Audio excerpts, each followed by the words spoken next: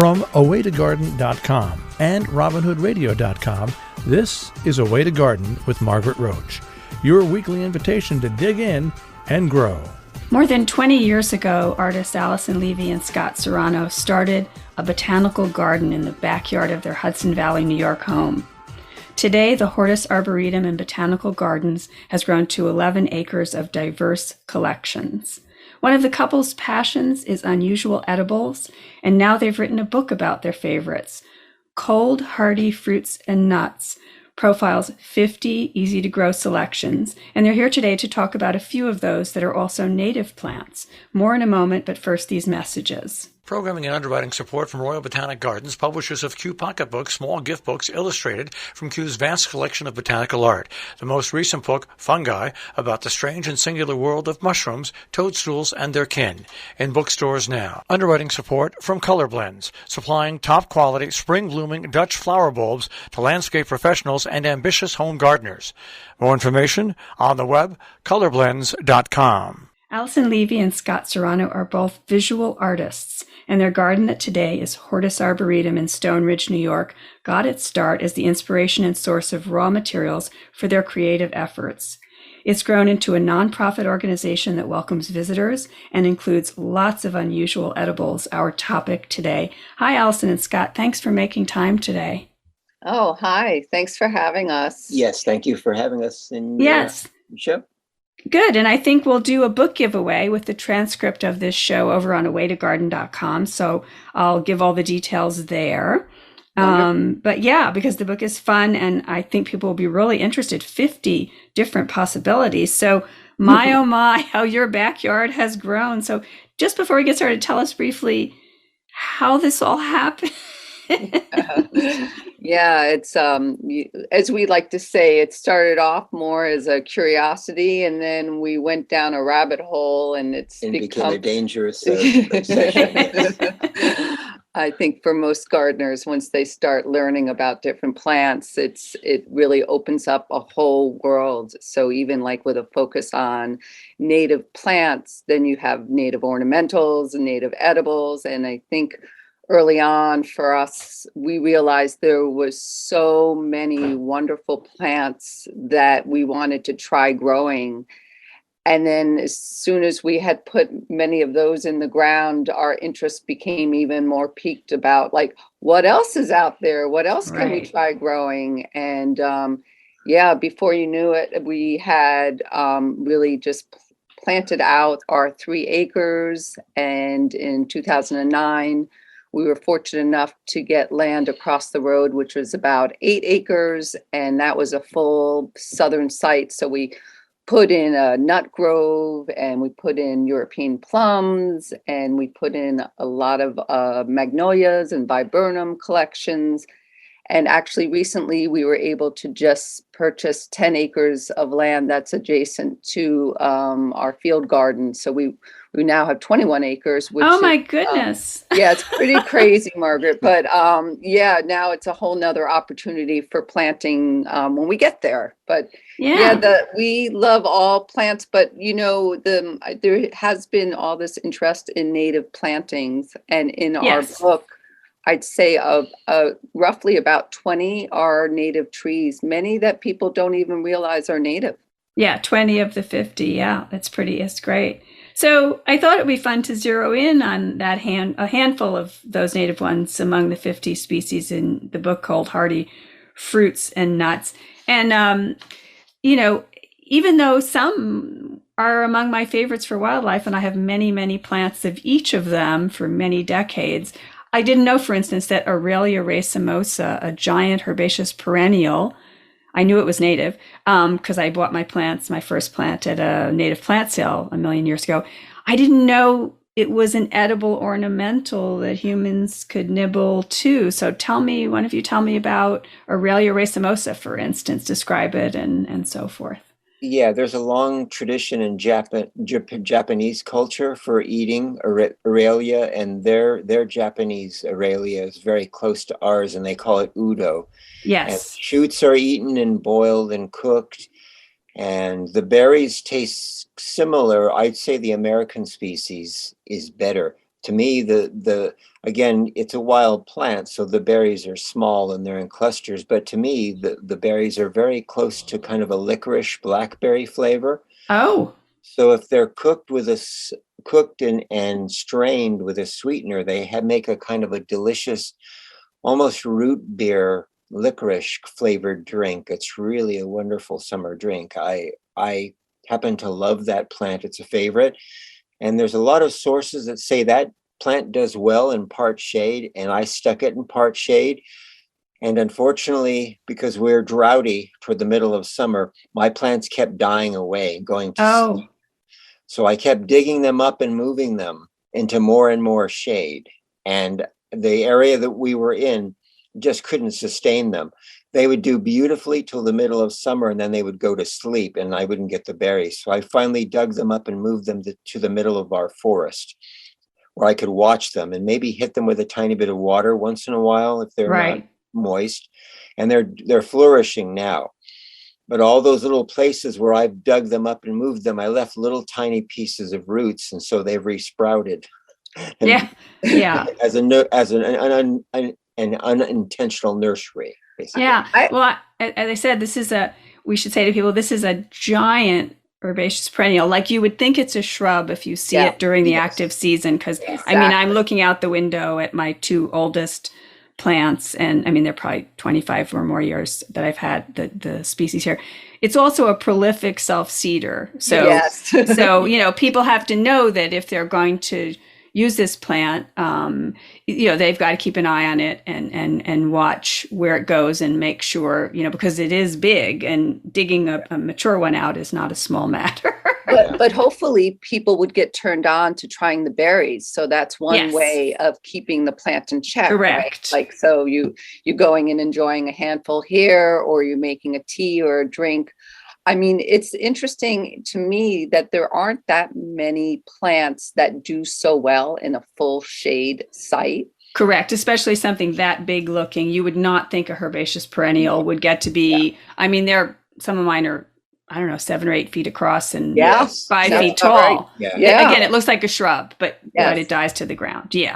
The only Aralia in California, and I know this because I grew up in California, I dug up from a redwood area where my grandfather had put in a cabin. I dug up 4 or 5 plants, and those can get about 9 or 10 feet tall. That's Californica? Yes, the one in California. Mm-hmm. It's Aralia, I believe it's Californicum. Yeah. And it looks very similar to our native one. Yes. Yeah.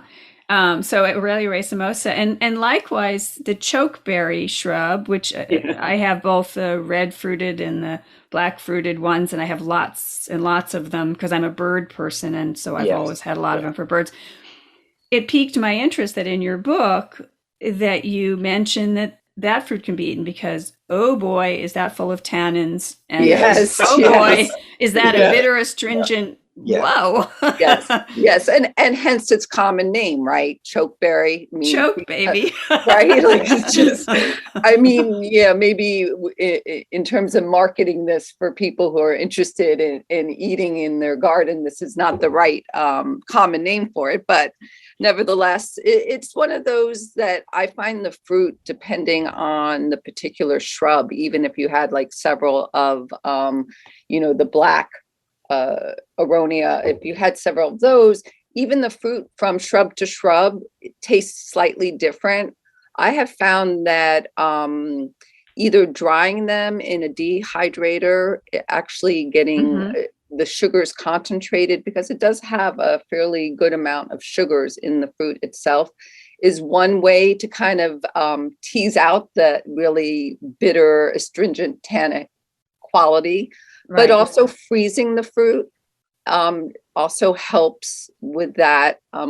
I use it a lot in granola. I eat it out of hand. We traveled one time in Bali, and there was a Swiss expat who said, "Do you like aronia?" And we were like, said, "No, not really." And he said, "Have you ever had it dried?"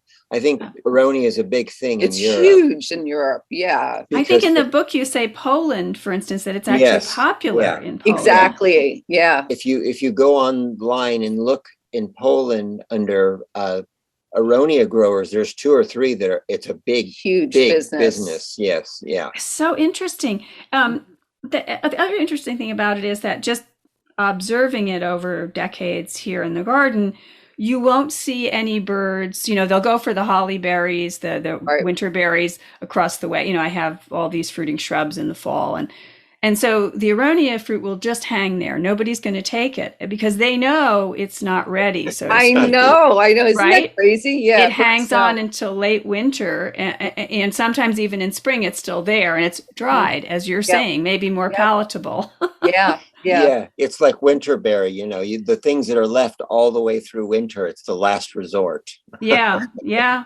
So yeah, it's the different qualities of different fruits and the purposes that they then serve in the habitat. But Pretty fascinating. It is a very useful shrub in the sense that, like, for people like yourself who are big birders, it's great for wildlife. If they leave you anything left, you have some to try out of hand. It's also one of these really tough, adaptable shrubs, right? Yes. So you could pretty much put it anywhere. You could accidentally drive your car over it and it would be fine. So we're not recommending that, however, people. No. Yes. Yeah. But I have it in shady-ish areas. I have it in sunnier areas.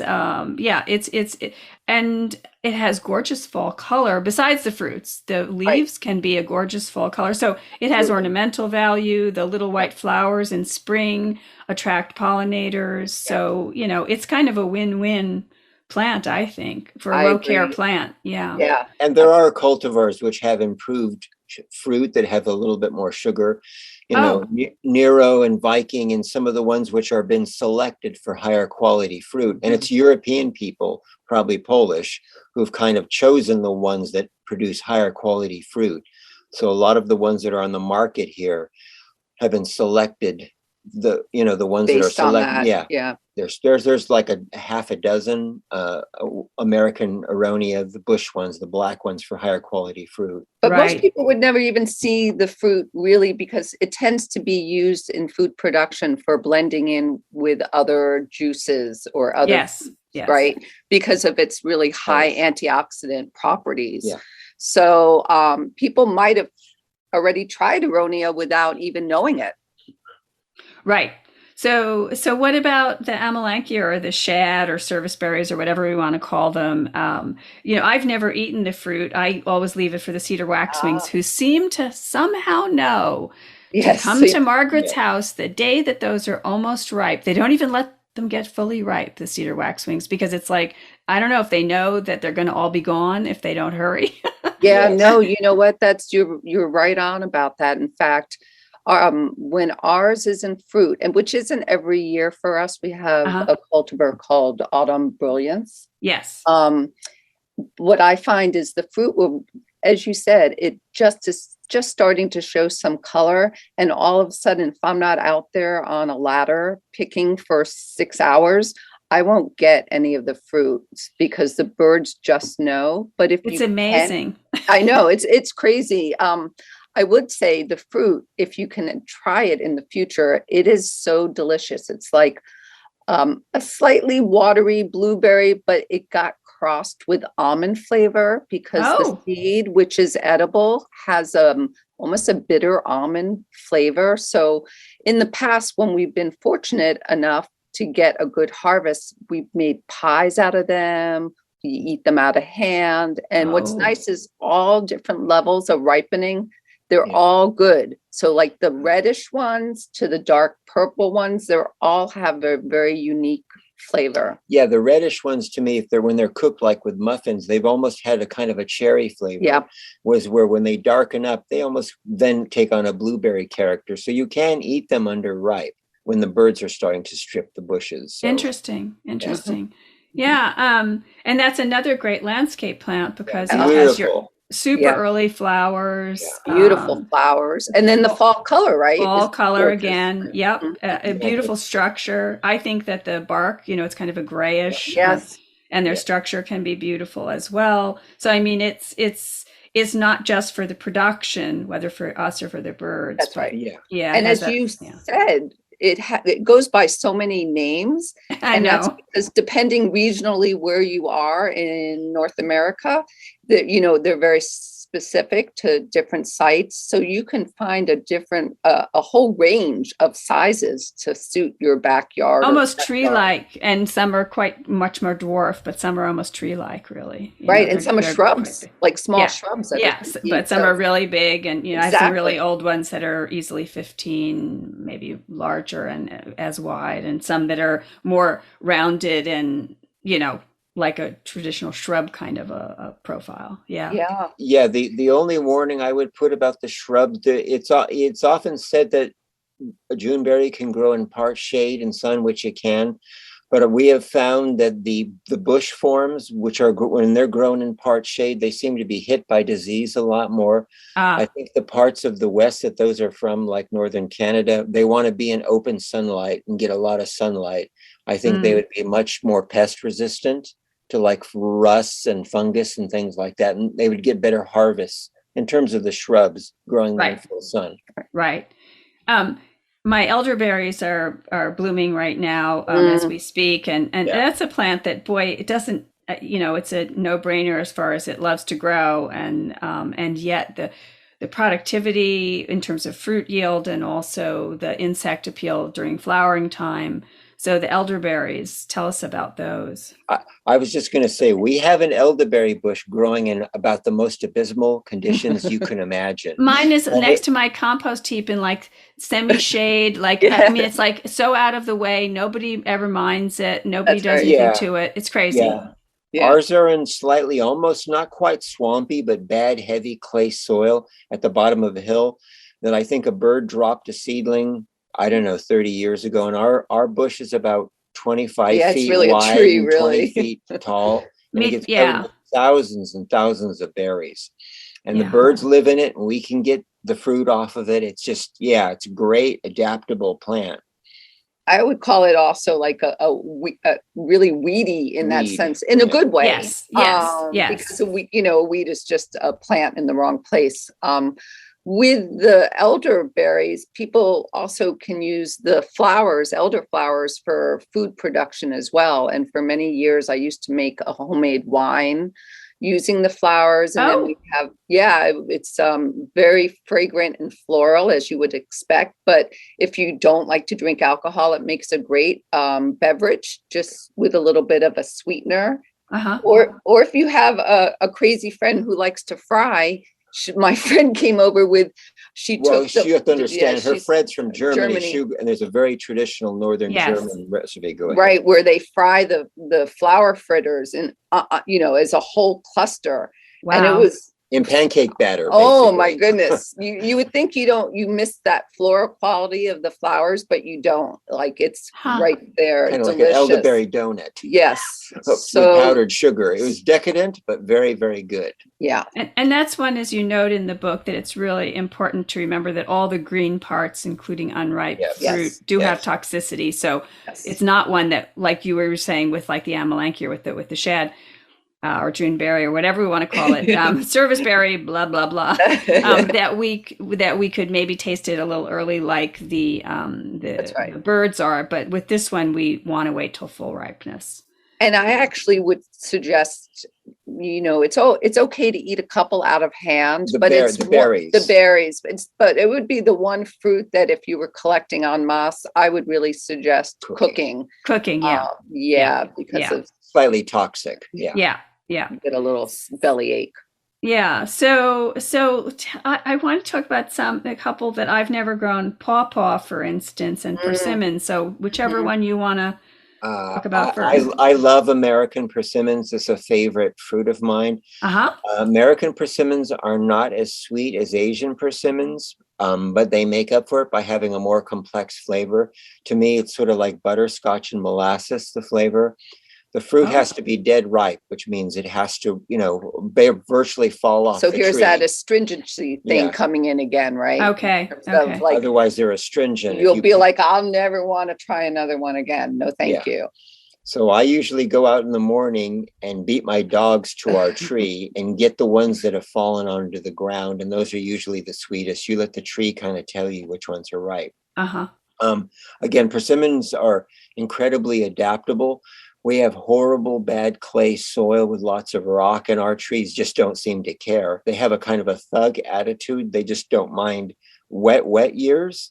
They don't mind dry years. They don't mind. Sometimes the leaves look a little scorched if there's a long summer, drought. yeah. But in over maybe 18 years of growing those trees, they've never had any major pests, neither pawpaws either. And shade, sun, how big does the tree get? Sun best for fruit, but part shade is okay. I have a couple that are tucked into a part shade. Okay. Get a self-fertile, reputable grafted variety. That's the one thing, because otherwise they have separate male and female plants. You want to get, Zucchus is the one that Lee Reich really loves. We love John Rick, which has really large, almost 2-inch fruit that's very self-fertile. We have a big tree that gets beautiful 2-inch kind of Halloween orange fruit that has like a molasses kind of butterscotch flavor that's excellent. And that's also a really highly ornamental. I'm really big beautiful. On like really trying to get people to look at edible plants as being highly ornamental as well, even if they never tried the fruit. And the fruit will often persist on the tree and not drop, and it'll go through a frost. And when that happens, it does convert the sugars a bit, and the fruit will get a little bit darker and wrinkly. And my goodness, that it becomes even sweeter than like the caramely flavor that it had when it, was just dead right. Right. Delicious. And so the pawpaw, is that, how about that tree? Yeah, pawpaws are really great too. Again, the biggest thing about pawpaws, you need two to cross-pollinate. Okay. And pawpaws have deep tap roots, which means once you put them in the ground, you do not move them. Okay. And the biggest thing that people have problems with is when pawpaws are young, they need shade. And when they're older, they need full sun for best production. So I think the easiest way to deal with that, which can be complicated, is to put them where you want them to be in full sun, and put like a tomato cage or an armature around them that has a shade cloth canopy. Right, that's a good idea. Yeah. So they grow for maybe 2 or 3 seasons, and when they get about 4 feet, they're usually ready for full sun. I think the thing also, Margaret, about pawpaws is that they do take a while for them to get into maturity, to start bearing flowers, and then maybe slightly longer for the fruit to actually form and persist on the tree. But if you're a gardener, you have some level of patience, right? And the fruit is, have you had a pawpaw? Yeah. They have this taste that's very hard to describe. It is hard to describe. Mm-hmm. Covers a lot of different fruit flavors. It's got that tropical custardy, banana-y flavor with a little bit of mango in there as well. Too. Yeah. For those who don't know, those are in the custard apple family. And if you've ever had cherimoya and soursop, they're from that family. You can the flowers look similar to those trees and some foliage. So it's the one weird cousin that went out of the tropics and shot up through the Midwest and dead-ended in the Michigan Peninsula, basically. Crazy. So in the last 2 minutes or so, I just want to hear more about, visiting and Hortus Arboretum, and tell us a little bit, like give us the pitch about the place, and when are you open? Do people make reservations and things like that? And how does it work? Yeah. So we're located in Ulster County in the town of Stone Ridge. We are open to the public on Saturdays and Sundays, and people could visit our website to reserve their visit. It's at hortusgardens.org. Mm-hmm. And I'll give the links in the transcript to all of that, which is great. Good. Yeah. And then, so we are a level 2 arboretum, which basically means that most of our woody taxa is labeled with using dog tags that give information about when we planted it. Was it a seed? Was it a cutting? And we also have educational signage throughout the gardens so that people can self-tour with a map and kind of get an idea about plants. And we really use this space as an educational resource so that people can come and see what, a mature pawpaw looks like, right, or what spikenard looks like. And that way to kind of inspire them to grow outside the box, like to plant things that maybe they're not familiar with. And we do try and time different events, whether they're talks or tours at the garden, when fruit is happening. So many people know about gooseberries, for instance, but they're happening now. That's why it came to mind, but have never tried one. So we want people to come and taste. And we feel like once they taste something, they'll be hooked. And so people can make a reservation on your website too. Exactly. For a morning or an afternoon session. Is that how it usually works? Or yes. Something like that? Yeah. Yes, it is. Yeah. Okay. Yeah.